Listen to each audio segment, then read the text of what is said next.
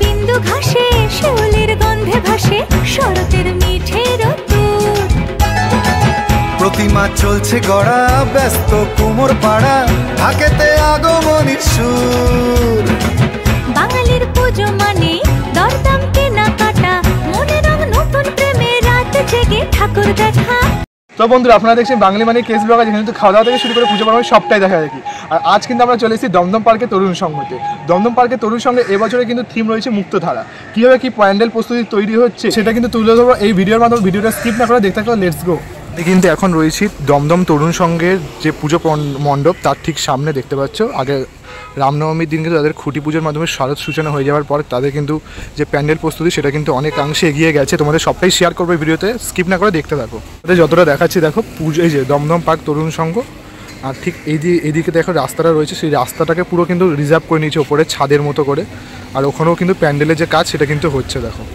আর পুরো অনেকটা বেশ বড়, কিন্তু 1 2 3 তিনতলা বাড়ি দুতলা বাড়ির সমান কিন্তু পুজো হচ্ছে দেখো মণ্ডপটা পুরো।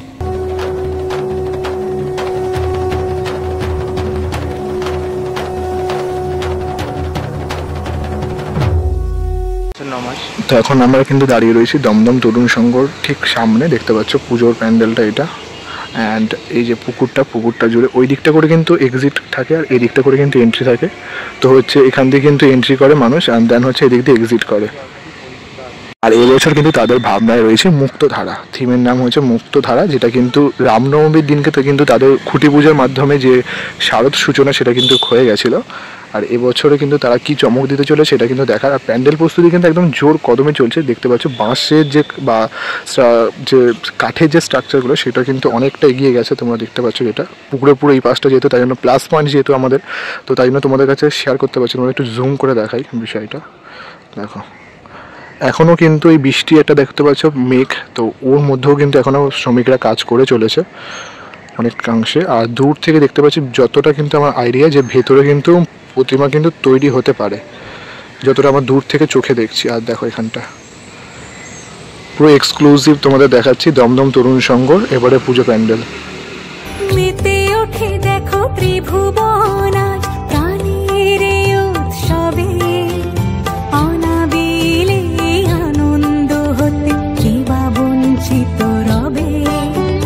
মেতে ওঠে দেখো ত্রিভুবন প্রাণের উৎসবে, অনাবিলে আনন্দ হতে জীবা বঞ্চিত রবে।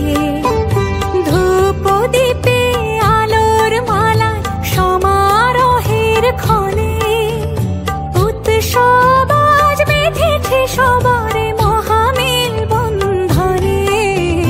ঢাকের ঠ্যামকুড়া কুড় বাজছে নূপুর, এলো যে পুজোর লগন।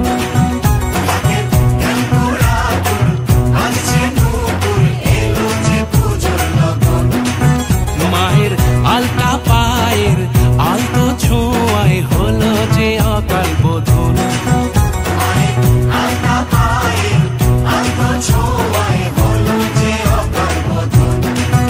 তুমি থাকলে পাশে জীবন হাসে, দু চোখে স্বপ্ন ভাসে খুশির সুরে মা। তুমি যে মা আমার মা, সবার মা দুর্গা। বলো দুর্গা মাইকে, বলো দুর্গা মাইকে, বলো দুর্গা মাইকে।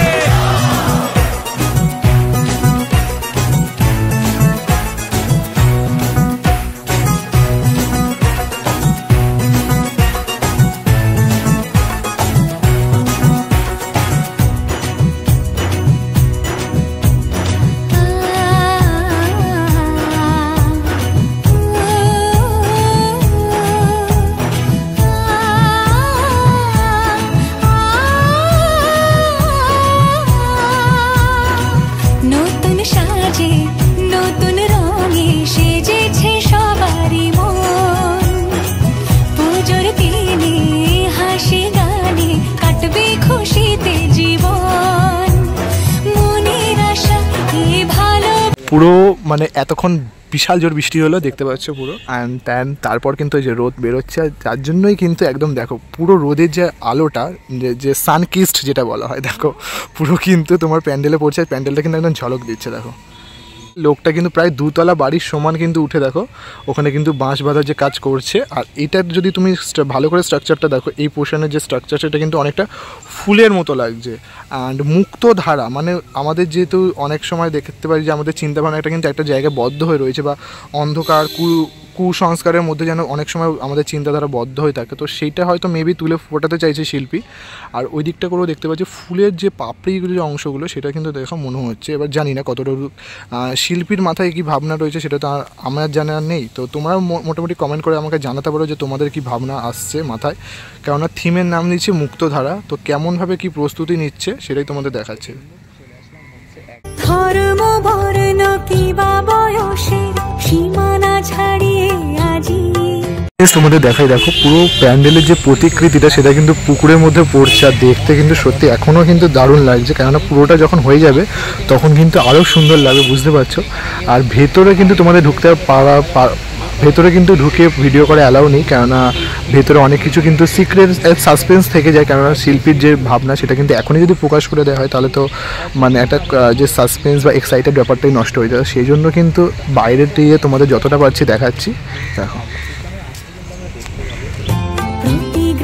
কোন পর সজন নব সাজে উঠে সাজিয়ে ধর্ম বর্ণ।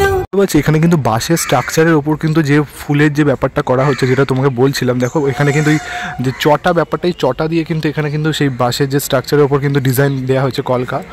আর এখানে কিন্তু অনেকটাই কাজের কথা বলি, কাজ কিন্তু অনেকটা কিন্তু মানে প্রায় শেষের পথে, কেননা কিন্তু প্রায় রামনবমীর দিন খুঁটি পুজো, মানে বুঝতে পারছো এপ্রিল মাসে সেই খুঁটি পুজো হয়েছে, প্রায় কিন্তু এপ্রিল মাসের পর মে জুন জুলাইয়ের কিন্তু একদম শেষের দিকে চলে এসেছি আমরা, আর কিছুদিন পর আগস্ট মাস, মানে বুঝতেই পারছো কাজ কিন্তু একদম সেই লেভেলে অনেকটা এগিয়ে গেছে।